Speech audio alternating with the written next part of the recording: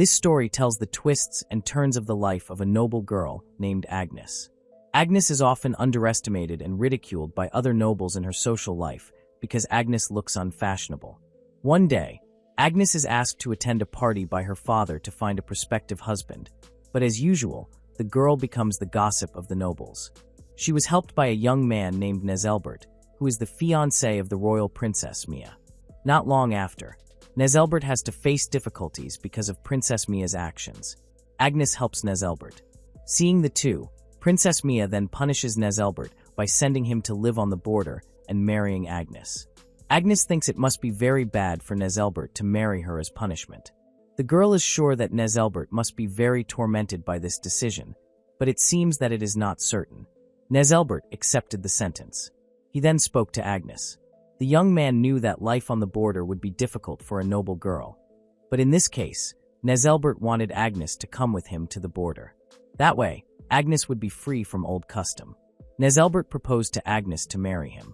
That was the beginning of a journey to a happy life, but before that, it all started with Agnes's sad story. Agnes's life was not a happy one, but one day, the girl experienced the worst day of her life. The girl received a slap from her father and a long lecture about Agnes, who disgraced his family name. Agnes did nothing. What triggered her father's anger was that Agnes returned home, unable to find a husband, even though the young man was only from a low-ranking noble family. Agnes could only apologize to her father while praying that her family would quickly realize that the reason no young man wanted to marry Agnes was because of her extremely outdated style.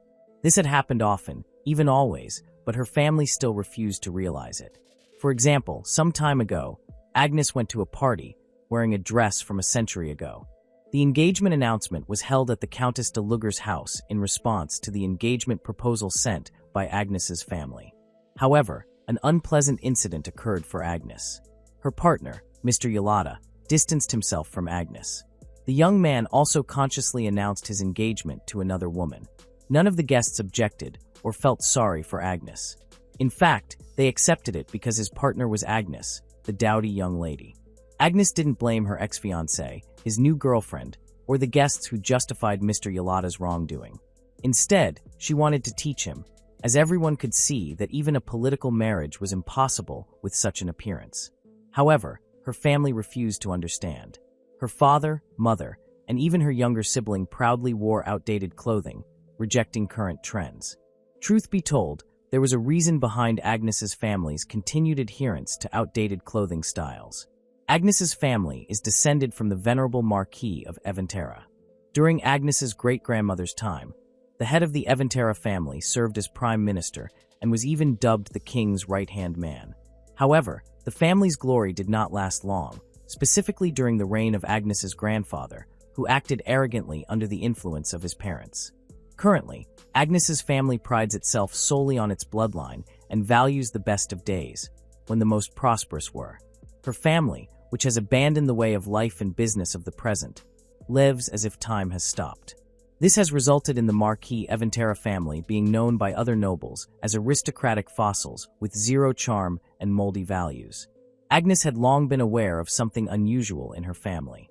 Since she was little, Agnes had been forced to dress up in old-fashioned styles. As a result of receiving an education that completely denies what is trendy, a deep rift was created between Agnes and the people around her. As a child, Agnes had tried to talk to her parents about how outdated their clothes were, but both her father and mother scolded Agnes severely, reiterating that what they wore was worth it. To them, modern trends were cheap and flimsy. Little Agnes would cry, complaining that people who saw her laughed at her because of her appearance. Her father was angry and even shouted at the little girl to ignore the vulgar lower aristocrats who didn't understand the value of good old things. All Agnes had to do was appear brave and confident. Since then, Agnes has always tried to change her family's situation, but her thoughts never reached her parents' understanding. Honestly, the girl always wanted to run away from home as soon as possible, but she realized that she had nowhere to go. That day, Agnes was once again being scolded by her parents. Her parents didn't hesitate to give her beatings and whips to make Agnes obedient and fulfill their wishes. This time, her mother ordered Agnes to participate in the engagement party of the Royal Highness Princess Mia and Mr. Nezelbert. The order was still the same. Agnes was to return home with her future husband. The girl tried to persuade her mother to reconsider, saying it was irrational and disrespectful. Her mother didn't care. The woman continued to explain that the target for her daughter was the son of Viscount Brie. The reason why the family was targeted was that, although the Viscount Brie family was of low rank, they were incredibly wealthy. Agnes's mother wanted a connection with a prestigious family. Her father also warned Agnes not to fail again this time and to go in her family's respectable traditional attire. Agnes returned to her room, and only then could she vent her emotions. The girl hated her situation so much that she even wanted to withdraw from society. Agnes was sure that no matter what she said or did, she would be rejected again. Agnes realized that she was a laughingstock in society. However, Agnes still possessed one magical ability, the same as society in general. Agnes could only use a simple, weak magic that she herself didn't know whether was suitable for her use. Her type of magic was material enchantment. Regarding magic, in that world, everyone can only use one magic. The best magic is that which a witch manipulates nature. Something like sacred magic also seemed to exist, and when it appeared, it came to the legendary class. Agnes thought that perhaps if she possessed this type of magic, even though her appearance was very unfashionable, it wouldn't be difficult for her to find a husband. In their country or kingdom, someone who is an aristocrat but cannot get married will gather at the temple and do volunteer activities. Agnes then began to think, wondering if she would also have to go to the temple and do the same if she couldn't find a partner to marry. This thought then became a solution for Agnes to be able to live a respectable life without getting married. Agnes began to aspire to become a nun. When she had found her new goal, Agnes intended to attend the party, and regarding Viscount Brie's son, Agnes decided to do what she could. A few days later, a party was held at the Desnam Royal Palace. The party was crowded with nobles. Agnes was also present, but of the many nobles she saw, she did not find Viscount Brie's son at all. What Agnes received instead were sidelong glances and gossip from both male and female nobles. Not only did they engage in verbal abuse, but some even dared to pretend to spill wine on Agnes's old dress. Initially, the nobleman apologized for staining Agnes's old dress with wine, but soon after, the young man laughed and sarcastically asked if the dress was any better now. Agnes was not angry. The girl realized she was being humiliated. Agnes excused herself and even thanked him before leaving the presence of the young man who had spilled wine on her old dress. Although Agnes seemed so calm in dealing with the problem just now, honestly, the girl was quite afraid when it was time for her to go home. She was sure that when she arrived home, she would definitely get a punishment in the form of a beating from her mother because the old dress had become dirty. Agnes's mind was so confused to the point that she was not aware of her surroundings. Agnes passed the edge of the table and chairs, without realizing her old dress was so heavy that it caught on her, causing her to lose her balance and fall. Agnes fell in the middle of a party that was so crowded with people, then looked at him. Agnes didn't immediately get up because she felt embarrassed. The girl just wanted the people around her to leave immediately. Suddenly, the sound of the noble's laughter died down, and in front of Agnes heard a young man asked how the girl was. Agnes tried to lift her face to see who was in front of her and asked how she was. The girl was amazed when she saw a very handsome young man reaching out his hand and offering help to Agnes. Agnes immediately came to her senses and replied that she was okay. The girl tried to get up on her own, but the handsome young man asked for permission to help, as it would be troublesome if the dress were torn due to rough handling. Once again, Agnes could only be amazed, wondering how someone as handsome and beautiful as he could have such a kind heart for her. Agnes tried to talk the handsome young man out of getting too involved with her, but the girl was instead asked why she had to be like that. Agnes always heard the whispers of people around her, which indirectly made her know that the handsome young man who was helping her was Nezelbert, the fiancé of the princess. Agnes then immediately thanked him for the kindness that Nezelbert had shown her. In her mind, the girl thought that Princess Mia must be a very lucky and happy person to have an extraordinary fiancé like Nezelbert. Not long after, the person she was thinking about appeared. Princess Mia entered the room. It was the first time for Agnes to see Princess Mia in person, and the girl was amazed by the sexy charm of the princess. She thought that Princess Mia and Nezelbert were a truly compatible couple, but when Princess Mia entered the room, the one holding her hand was not Nezelbert, but another young man.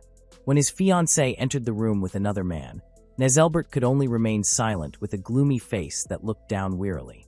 Nezelbert came forward to ask his fiancée, Princess Mia, about the meaning of what Princess Mia was doing in front of so many nobles.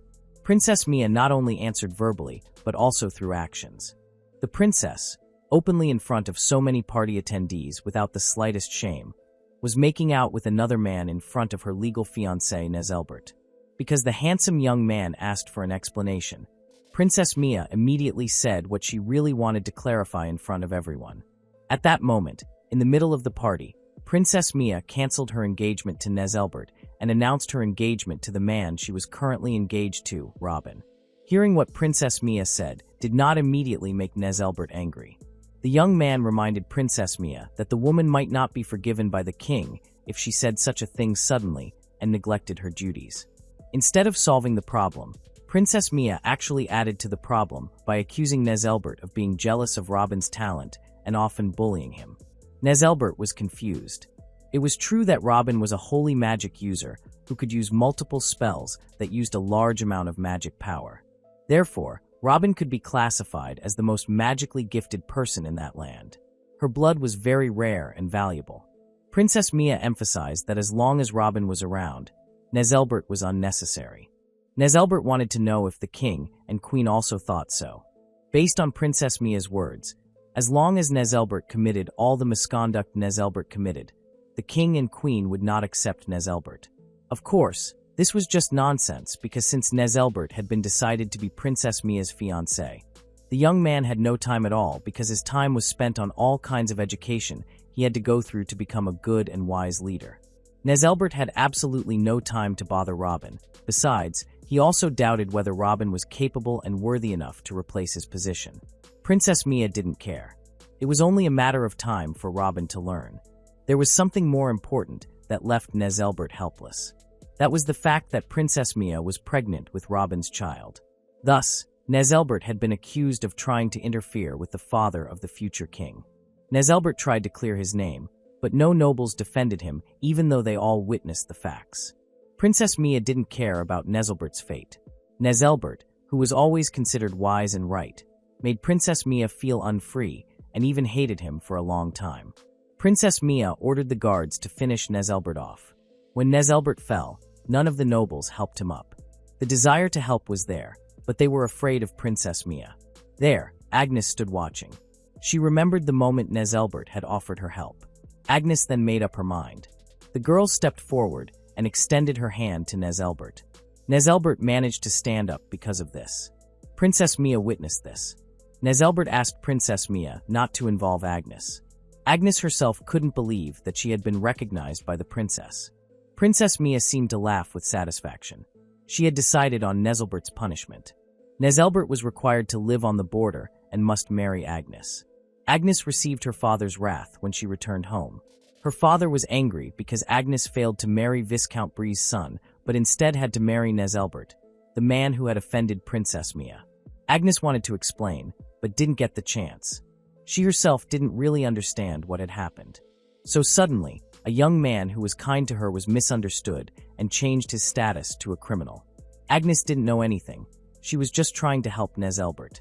When Princess Mia decreed that Nezelbert was guilty and sentenced him to live on the border and must marry Agnes, Agnes was so distracted that she couldn't understand anything. Agnes began to think about the sentence that said marrying her was a punishment. Her father was still upset because Agnes had decided to marry a criminal in front of so many people. If that were the case, it was certain that no proposals would come her way. Agnes would never be desired as a wife. Therefore, Agnes had to accept punishment. This time, Agnes' punishment wasn't just beatings or whippings. Agnes was being expelled from the Eventera family tree. Agnes was sent away, without any supplies, without a penny, and the night hadn't even passed. The night was still dark and cold, but Agnes had no friends or acquaintances to turn to. Even though she was in the royal capital, when night fell, there would be no one on the streets. Agnes was helpless. All she could do was wait for dawn to arrive and find someone she could trust and rely on. Even in her distress, Agnes still had time to think of others. She felt so sorry for Nezelbert, who looked so hurt. Once again, the events at the royal palace were simply beyond belief. Agnes was still walking alone on the side of the road until she almost tripped and fell. The dress the girl was wearing looked very heavy. It was torture for Agnes, who had to walk quite a distance even though she was wearing high heels that were not the right size. Agnes, giving up, finally chose to sit on the side of the road. The girl stared at the clear night sky. She wondered if she could become a nun. As her thoughts began to become busy, a familiar man's voice was heard calling her name. The man was Nezelbert. Nezelbert had been running here and there, looking for where Agnes had gone. Agnes was confused why Nezelbert was looking for her. Nezelbert felt that he should apologize for involving Agnes in his trouble, but when he arrived at the residence of the Marquis of Eventera, he was told by the servant at the gate that Agnes had been removed from the Eventera family tree and had even left the mansion. When Nezelbert managed to find Agnes, the young man seemed very relieved and grateful. Nezelbert apologized again to Agnes for getting her involved when they had no relationship whatsoever. Nezelbert felt that it all happened because of his incompetence. Agnes didn't want him to apologize to her. The girl consciously understood that the one at fault was Princess Mia, who was already engaged but pregnant by another man. Agnes tried to explain that when she was in the royal palace, she was so afraid of Princess Mia that she couldn't even speak. However, Agnes was very sure that everyone there was thinking the same thing, even if they couldn't express it. Nezelbert looked stunned and confused. The young man then asked if Agnes didn't hate him. Nezelbert felt that he was the reason Agnes was expelled from the Eventera residence. Because Agnes had to marry Nezelbert, a person who was branded as a criminal. Agnes replied that she had no complaints against Nezelbert, especially since the young man was misunderstood for a crime he didn't commit. Agnes felt guilty because Nezelbert had to accept the punishment of being ordered to marry a potato lady like Agnes. Nezelbert didn't understand what Agnes was saying, especially about the potato that the girl said. Agnes then felt surprised and asked if Nezelbert had never heard the rumors about Agnes, and indeed, the answer was no. Agnes was quite surprised by that fact. Maybe that's why Nezelbert didn't hear the whispers of people at the party and acted so kindly to Agnes. Agnes explained to Nezelbert why she had earned the nickname Potato Lady among the community. Nezelbert listened. The young man's expression after hearing Agnes' story began to darken. Agnes was used to such responses. However, when the girl justified it, Nezelbert responded that it was terrible to look down on someone based on their appearance. Before Agnes could finish her shock, Nezelbert stood up and invited the girl to go with him. Nezelbert wanted to take Agnes back to his residence. For Nezelbert, no lady should be left alone outside at that hour. Agnes initially refused, feeling uncomfortable intruding on the Duke's residence just because she was expelled from the Marquis family. Nezelbert assured Agnes that there was no need for her to worry. Nezelbert tried to help Agnes stand, but the girl reacted because her leg was injured. Agnes tried to convince Nezelbert that she could still walk on her own, but Nezelbert instead asked the girl's permission and then carried her into the horse-drawn carriage. Agnes was very surprised and did not expect it. Her expression could not be contained. Even though the distance to the horse-drawn carriage was very close, Agnes felt strange because Nezelbert carried her in a princess style. Agnes was carefully lowered into the carriage. Nezelbert asked because he saw that Agnes's leg was injured. Agnes asked Nezelbert not to worry about her. This had happened very often to Agnes. Nezelbert felt strange when Agnes said it often happened. The young man asked permission again and looked at and examined Agnes's wound. It was a terrible blister. Agnes explained that the shoes she was wearing belonged to her grandmother.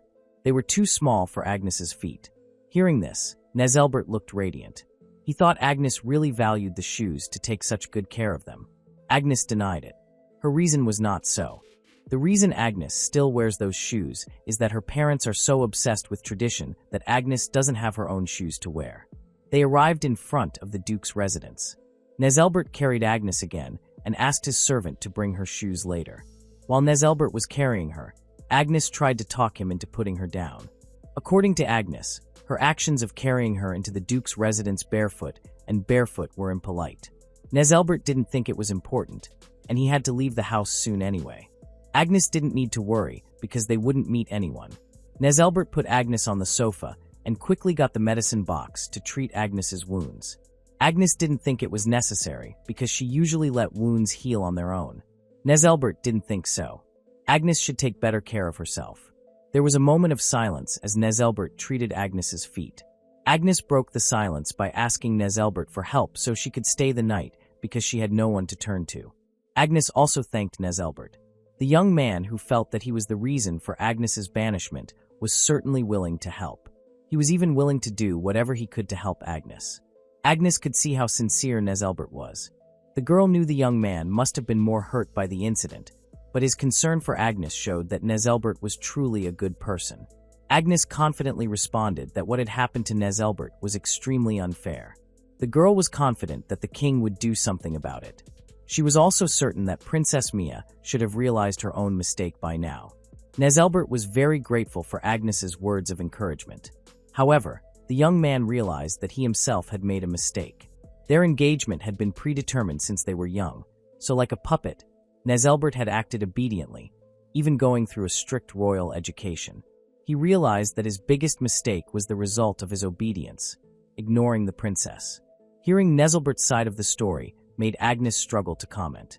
She couldn't find the right words to comfort Nezelbert. The only sentence she could say was her thoughts about Nezelbert being admirable. Agnes firmly believed that everyone should realize that the young man had been thinking about his kingdom and even making an effort. Nezelbert still had hope because the young man could prove his innocence if the investigation was completed properly. However, the case was indeed very complicated because it involved an unborn child. Agnes began to be flooded with words and was confused about choosing the right one to say, so the girl finished her sentence so that Nezelbert could cheer up. Nezelbert was stunned to hear Agnes express so many encouraging words to him. The young man thanked him and said he felt a little lighter after hearing Agnes's words. As time grew late, Nezelbert escorted Agnes to the second floor so she could rest in his guest room. The young man had someone he wanted to introduce to Agnes. There was a maid whom Nezelbert had entrusted with taking care of Agnes. The maid's name was Kelly. Nezelbert returned to rest after handing Agnes over to Kelly. Agnes greeted Kelly politely. Kelly asked Agnes to call her by her first name only. Kelly led Agnes to the room she would be using. Upon entering and seeing the number, Agnes was amazed. The room felt very spacious and refreshing, a far cry from the heavy, suffocating atmosphere of her family's mansion. Before Agnes could finish admiring the room, Kelly guided her master's guest to take a shower, as she had prepared warm water for Agnes. Kelly also helped Agnes remove the old dress she was wearing. At that moment, Kelly could see bruises on Agnes' arms. When Agnes finished showering and changing, Kelly left Agnes in the room alone to rest. Agnes was finally alone. She tried to lie down on the bed and rest her body, though her mind couldn't stop thinking. So much had happened that day. Agnes had long wanted to leave her house one day, but she never imagined that her wish would come true in such an extraordinary and unexpected way. She felt lucky enough to be sheltered for now, but she couldn't take it for granted forever. Her mind began to buzz with the topic of how she would live from now on, day by day and beyond. Finally, she fell asleep, and when she opened her eyes, the sun was shining brightly. Kelly was already there, preparing everything Agnes needed. There was a cute dress in the room. Agnes, curious, asked who it belonged to and what it was for. Kelly replied that it was an item she had ordered for Agnes. Agnes was shocked but also filled with overwhelming joy. She never thought she would get a dress that was so light as a feather and so bright and cute. Agnes couldn't contain her excitement until Kelly reminded her that Agnes hadn't used any makeup yet. Not only was she preparing what Agnes would wear, but Kelly was also going to show off her makeup talent. The maid seemed happy because she could finally use her makeup skills. Unlike the type of makeup Agnes usually wore, Kelly dressed Agnes with a lighter, more natural type of makeup, following the trends among young girls at that time. It didn't take Kelly long to dress Agnes up. When she finished dressing up and saw the results in the mirror, Agnes was very surprised. Agnes was so shocked when she saw her reflection in the mirror. She almost couldn't believe that the beautiful figure in the mirror was herself. Agnes even pinched her own cheek, thinking that she was dreaming, but Kelly confirmed that Agnes was indeed a beautiful girl from the start. Kelly only polished the existing beauty with her makeup skills to change Agnes' appearance. Agnes was still quite in disbelief, because she usually always looked like a walking painting. Her appearance now was very different. With fluffy wavy hair, makeup that isn't too flashy, a light and elegant dress with comfortable shoes, it was a modern style that Agnes had really been longing for. Agnes was still trying to live herself until Kelly invited her to go to see Nezelbert to show Agnes' new appearance. Nezelbert was enjoying his tea when he heard the noise of Agnes and Kelly behind the door. When the door opened, Agnes and Kelly entered together. Agnes greeted Nezelbert with a good morning. Just like Agnes when she first looked in the mirror, Nezelbert also seemed stunned by Agnes's new charm. Agnes asked what Nezelbert thought of her new appearance. Nezelbert, who was not yet fully conscious, could only say that Agnes looked nice. Only when he could really give his opinion did Nezelbert say how lovely Agnes looked in the new dress and hairstyle that suited Agnes. It was clear that Agnes' mood was even brighter than yesterday. Agnes was very beautiful from head to toe. When happy to hear that, Agnes then spontaneously held Kelly's hand very intimately. Kelly did not want to accept excessive praise because that was a normal thing for Kelly. Nezelbert then said that Kelly did have excellent skills and taste. Kelly used to be one of those who wanted to be in charge of the outfit for Her Royal Highness, but that was in the past. Kelly also had to resign from her job because of the selfishness of Princess Mia. Because Nezelbert witnessed the incident with his own eyes, he decided to hire Kelly. Agnes, upon hearing the story, was heartbroken. She was grateful Kelly didn't end up on the streets. The topic of conversation shifted. Nezelbert told Agnes that there would definitely be some news from the royal palace soon regarding what had happened yesterday. Nezelbert still didn't know what could or would happen, but he promised that he would do his best to keep Agnes from getting involved in any troublesome situations. Agnes felt that she didn't need to be prioritized.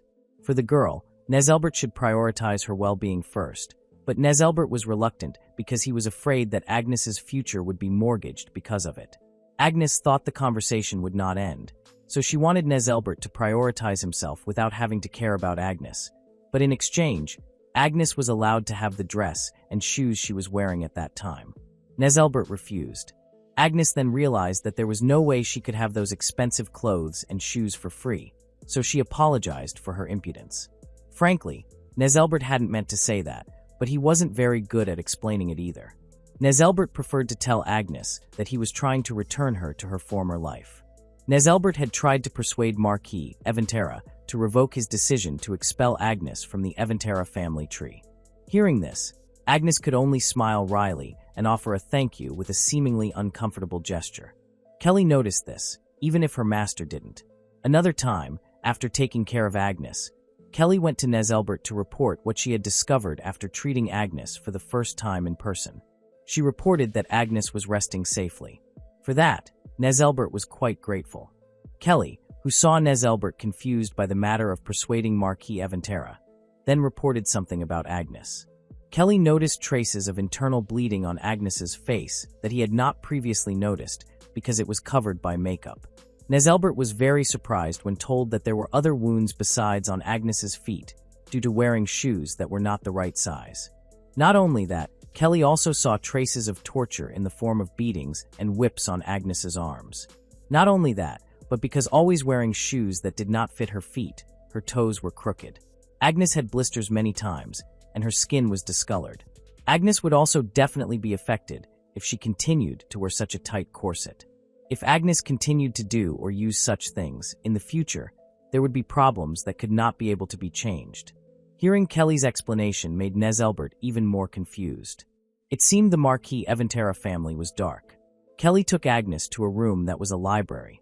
Agnes looked very enthusiastic and asked if she was allowed to read all the books. Agnes was happy to see so many books that she had never known before. Kelly seemed happy to see Agnes really liked books.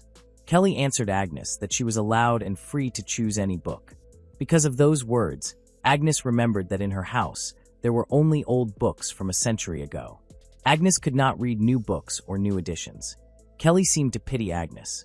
She then asked what kind of books Agnes liked. Agnes herself did not really understand, but she knew that she liked living creatures. Hearing that, Kelly went to get some books on that topic. Agnes felt that the book she was holding was enough. She tried to look inside the book. The book contained magic operation research.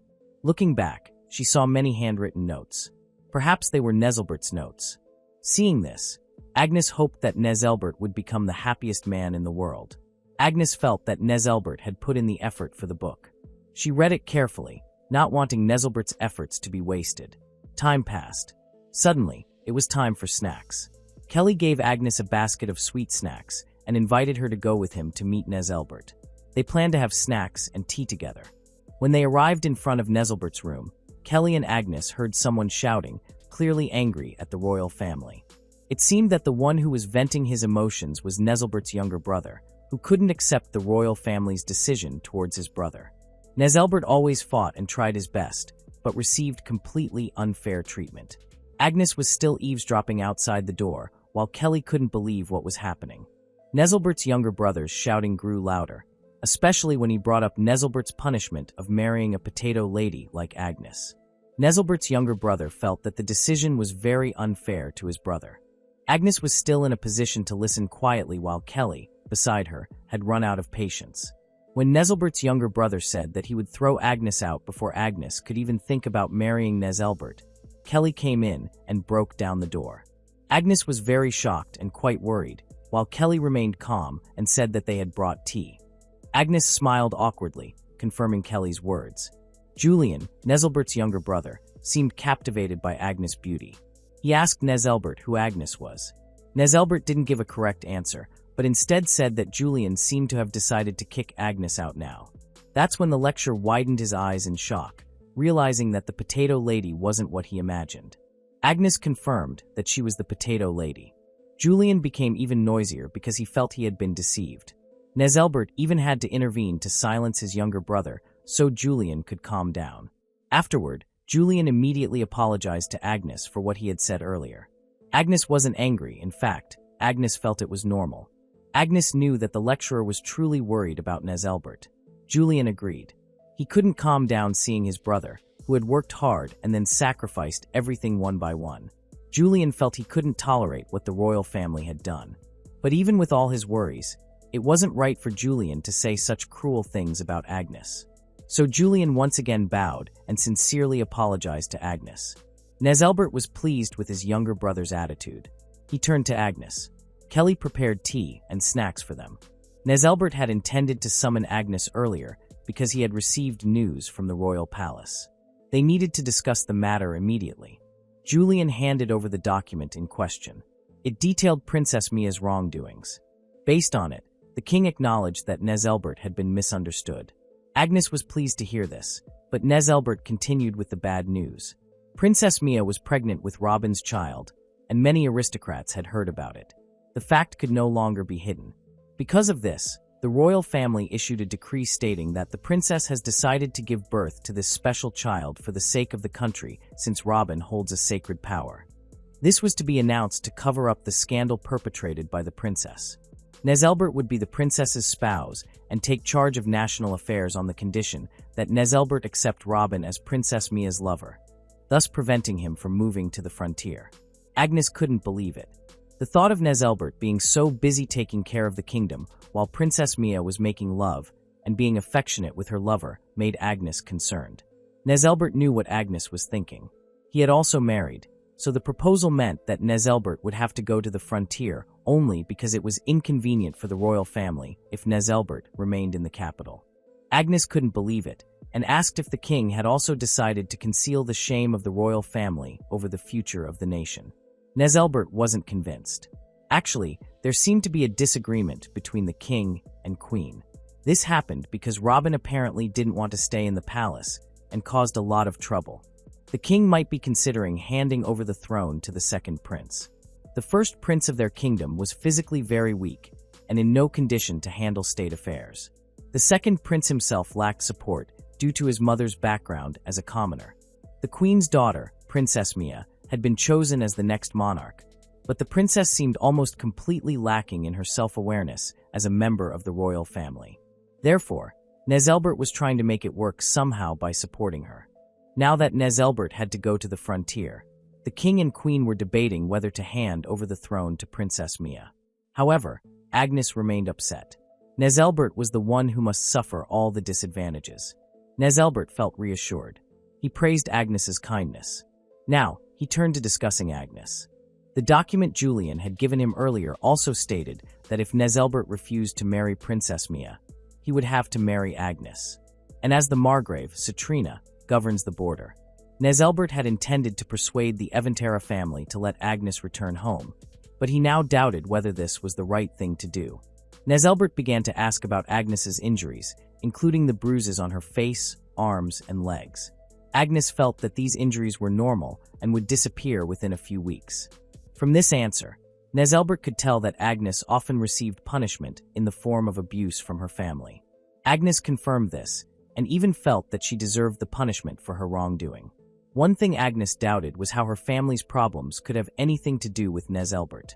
Agnes then remembered something, a wish she had been thinking about recently. Agnes said loudly and confidently that she was thinking of joining a monastery. However, Nezelbert immediately responded with disapproval. Nezelbert explained to Agnes that monasteries are funded by subsidies from royalty and aristocrats. It's very much a reflection of the will of the country. They wouldn't know how Agnes would be treated if she were to go to such a place, since Agnes was disowned by her family. Hearing this explanation, Agnes' hopes were dashed because she previously thought that place might be the most peaceful institution in the world. Agnes began to despair when she couldn't go home or go to the monastery. Agnes didn't have the confidence to go looking for work at that time. Agnes seemed to be thinking very hard for a solution, and Nezelbert was there watching her. Nezelbert asked Julian to go out and check the main residence. When they were alone, Nezelbert gently took Agnes's hand. The young man had something important to discuss with Agnes. Nezelbert wanted to ask something. Nezelbert's behavior made Agnes quite curious. The young man said that perhaps what he offered Agnes wouldn't want to do, but Nezelbert still wanted to try to ask. Nezelbert now felt that looking after Agnes was his duty. Nezelbert fully understood that life on the frontier could be difficult, but he wanted Agnes to go with him. At that moment, Nezelbert asked if Agnes would marry him. 2 days after Nezelbert's proposal, Agnes went with him to the border. She seemed to be thoroughly enjoying the trip.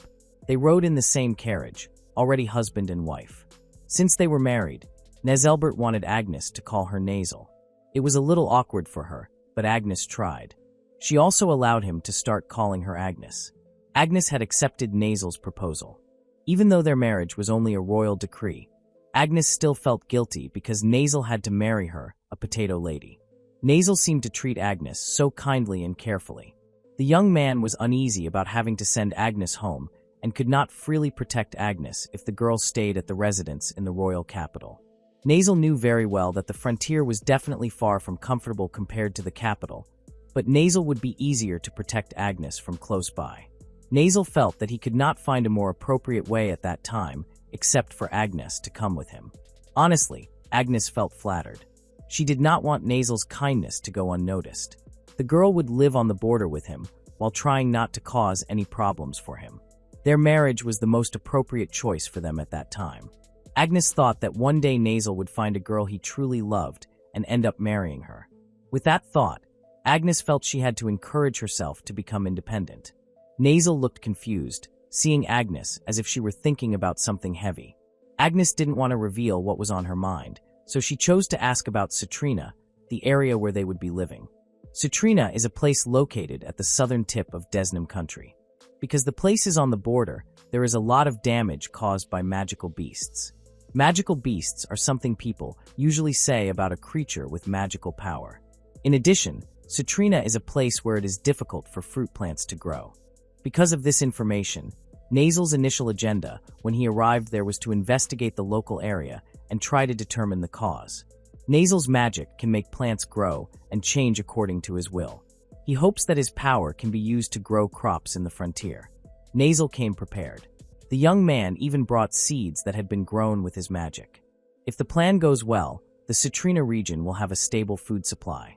When Nazel said that, Agnes remembered a book about plant research filled with scribbles and notes by Nazel. After remembering it again, Agnes was now even more amazed by the dedication shown by Nazel. Nazel suddenly asked about what magic Agnes could use. Agnes felt that her magic was nothing special because the magic she could use was material enchantment. Although according to Agnes, her magic was trivial, for Nazel herself, it was a rare magic. Agnes also knew that, but even though her magic was rare, all Agnes could do was use it to reinforce hair, clothes, and belongings. Nazel was a little doubtful because she thought Agnes' magic was a magic that had many possible uses. Agnes didn't think deeper about her magic. She was more focused on Nazel's kindness to her. In Citrina territory, a young man was complaining about the royal capital people acting like Citrina was a dumping ground for criminals. The young man's name was Connie. Connie complained that when he asked the royal capital to do something about the manpower shortage, they sent him a criminal duke and the potato lady. His superior reprimanded Connie for his job was only to report. Connie was annoyed. He thought it would be nice if his superior would listen to one or two of his complaints. The potato lady, whom Connie had heard about through rumors, had a pure white face with blue eyelids and bright red cheeks and lips. Connie felt that he had received an injustice, because the place where he lived and worked was already so full of magical beasts, yet the royal capital still sent them a new kind of beast. Connie had considered Agnes a beast. His superior reprimanded Connie again for what the young man said should not be directed at a lady. His superior also informed him that the future ruler of Citrina would arrive at the city of Roca Transit Point in 3 days. Connie was asked to go and pick them up. His superior thought that the task was suitable for a humble person like Connie.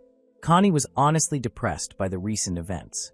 Upon the decision of the new master's arrival, Connie hoped that his new master would not do something crazy like his old master. He also thought about conducting a test on Nazel and Agnes.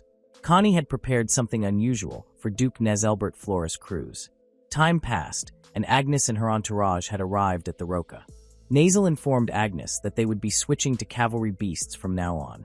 Agnes looked very enthusiastic when Nazel mentioned cavalry. Cavalry, as Agnes understood, was the Pegasus trained to be ridden by humans. Agnes's eyes were very sparkling. The girl really wanted to ride a Pegasus. Nazel praised Agnes' knowledge about it. Of course, Agnes knew because Agnes loves living creatures. Their pleasant conversation had to be interrupted when Connie appeared there. Connie introduced himself first to Nezelbert that he was the official aide. Connie Fawn. Connie looked around for something. Because he didn't find it immediately, he then asked Nazel where his wife was. Nazel and Kelly were shocked, in contrast to Agnes, who was confused because they knew that Agnes was the person in question. Nazel knew very well that Connie's curiosity was because of the rumors about the potato lady. Therefore, Nazel then embraced Agnes and introduced her so sweetly to Connie that Agnes was his wife. Connie was so shocked that he couldn't say anything. He tried to refocus on his task and led Nazel and Agnes to the cavalry they would ride. In his mind, Connie still couldn't believe it. He regretted his previous thoughts about the new kind of beast. Agnes looked so normal, even very beautiful. But Connie still hadn't lost his sentiment. For him, they didn't need stunning appearances to live on the frontier. Connie still wanted to teach the beautiful men and women, namely Nazel and Agnes, a lesson about the harshness of the frontier. They arrived at the cavalry point. However, what appeared was not a Pegasus, but a very large wyvern. Nazel and Agnes were certainly shocked. It was a surprise and a test that Connie gave Nazel and Agnes. Compared to Pegasus, wyverns are the most difficult to ride among the cavalry beasts. Connie was eagerly anticipating Nazel and Agnes's expressions of panic, but what he was waiting for never happened because what the husband and wife showed was an expression of utter amazement. Nazel instead asked Connie if the young man had done further investigation about Nazel, who had been trained to ride a wyvern. Nazel was truly flattered, while Connie himself was confused because he had never thought about doing what Nazel had just said. Instead of being angry or dissatisfied, Nazel actually seemed very happy because the wyvern could move faster than Pegasus, and that would be very good for Nazel, who had so many things she wanted to do when she arrived at Citrina. What Connie had done for her was very helpful. Nazel even thanked Connie. Connie remained silent when Nazel turned to Agnes.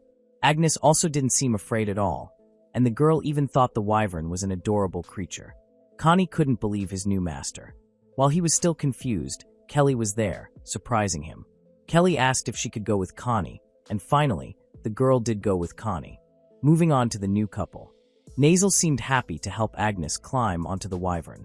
In her mind, Agnes thought, if only Nazel hadn't reached out to her at the party last time, if that time she hadn't reached out to him, Agnes was sure that she would still be the potato lady.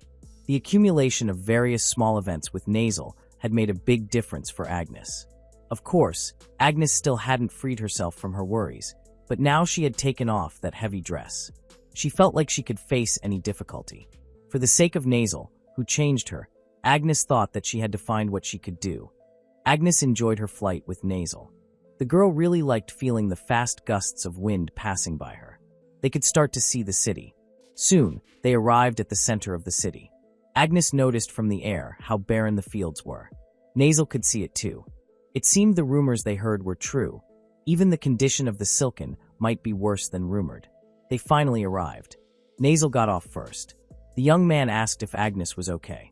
The girl was able to get off on her own, but unexpectedly, the wyvern sneezed while Agnes was still in the middle. Agnes fell. Luckily, Nasal quickly hugged her. Agnes was okay, but she was very surprised. Not because the wyvern suddenly sneezed, but because Nasal's embrace was very close to her. Nasal was worried about getting hurt, but Agnes remained silent, trying to calm herself. The firm grasp of the fact that she was just a temporary wife continued to be taught and instilled in her mind. Agnes tried to indoctrinate herself that Nasal's actions just now were just a form of the young man's help for a lady. Kelly approached, worried about her master. Nasal was worried about Agnes, who didn't respond. He was sure something was wrong with Agnes. While they were busy checking on Agnes, someone came out with an irritated expression, shouting Connie's name. Connie realized he was in trouble. His boss knew something was wrong because his new master had arrived too soon. And sure enough, instead of riding a Pegasus, his new master arrived on a wyvern. Connie's boss then chased Connie, who tried to escape. Afterward, he apologized for what Connie had done. The man welcomed Nasal and Agnes to Citrina and introduced himself as Henry Burkett, the head administrator. Henry was also assigned to Citrina to oversee the frontier as a temporary substitute. Henry also gave a glimpse of the harshness of life on Citrina due to crop failure. Nasal already knew that. She had just seen it earlier when flying with Agnes. Nasal was then dedicated to being a good master of that land. Henry noticed something different about his new master. He was grateful. The details of the work would be explained starting tomorrow at work, so Nasal could spend the rest of the day resting with Agnes. Nasal also noticed Henry's tired expression. He then reminded Henry not to forget to rest because his responsibilities were indeed heavy. However, instead of Henry, Connie was the one who wanted to run away to rest, but was caught by Henry first. It was time for Henry to evaluate Connie. Nasal and Agnes went to the house that would become their residence. The building that would become their home looked quite lavish for such a remote area. It seemed the previous lord liked to do as they pleased. When the two entered and opened the door, the interior had been tidied up quite a bit. They were also greeted by Kelly. It was understandable that the maid had been absent while at the office. Kelly had actually gone to the house first to do a further inspection. The house had various rooms according to their functions, but there were only 2 bedrooms, one belonging to the homeowners and the other to the servants. Agnes praised Kelly for working so quickly. Her competence was undeniable. She also thanked Kelly for accompanying her and Nezelbert to the border. Agnes realized that Kelly could have stayed in the royal capital. It was a relief for Agnes and Nasal to know Kelly was with them. Kelly was so happy with her young lady. She had decided to go with them wherever they went. Agnes said she would protect Kelly, and Kelly was determined to protect Agnes, while Nasal would protect both of them. They talked and spent some time until it was time to rest. Agnes had previously guessed that the room she would be using was the old master and lady's room. Agnes understood what she meant, but she was still nervous when she learned there was only one bed in the room. Agnes's heart continued to beat fast. Agnes struggled to calm down. Nasal came over to her, but the young man only came to say that Agnes could use his bed. Nasal planned to sleep on the sofa in the next room, but Agnes was surprised. Agnes tried to hold Nasal. Sleeping on the sofa was not good for her health, especially since Agnes was sure Nasal would be tired after their long journey. Agnes thought that she would sleep on the sofa because she was used to sleeping on a hard mattress in the Marquis of Vanter's residence. Nasal couldn't beat Agnes, but he also couldn't let a lady sleep on the sofa. So Nasal decided to suggest that they share the bed. Agnes didn't object. That was what the girl said, but her actions said otherwise. Agnes was very nervous. It was the first time for Agnes to be in the same room as a man, even sharing a bed. Nasal was fully aware that his wife was very nervous. The man called Agnes and turned her to face him. Agnes lay on the bed. The girl was increasingly confused about what Nasal would do to her.